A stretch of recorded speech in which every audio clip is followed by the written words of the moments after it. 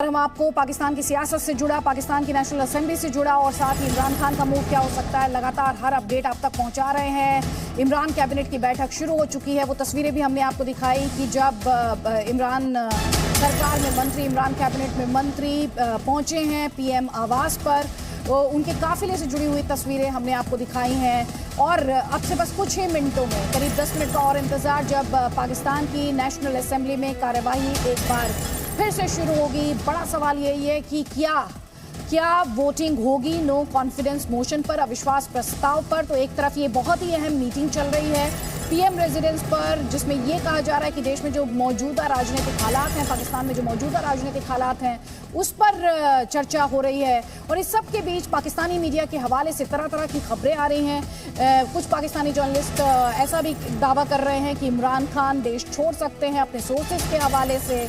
और डॉक्टर अमजद अयूब मिर्ज़ा, जो कि हमारे साथ इस ब्रॉडकास्ट में लगातार हैं, वो भी ये दावा कर रहे हैं, उनके सोर्सेज जो उन्हें उनके साथ इंफॉर्मेशन साझा कर रहे हैं, उसके तहत डॉक्टर अयूब मिर्ज़ा भी ये दावा कर रहे हैं कि जो मिलिट्री है उसकी प्रेजेंस इस्लामाबाद में बढ़ी है।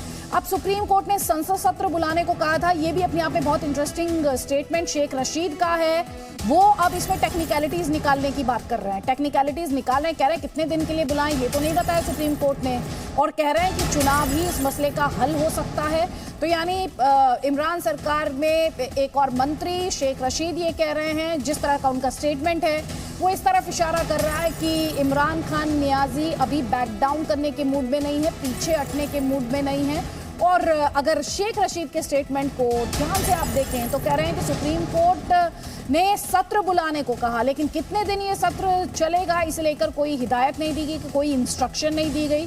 और जो दूसरी बड़ी बात वो कह रहे हैं, वो ये कह रहे हैं कि चुनाव ही इसका सोल्यूशन है, चुनाव ही मिल बैठकर चुनाव होना चाहिए एक साथ डिसाइड होकर, और वह चुनाव से ही समस्या का हल, इस मसले का हल निकलेगा।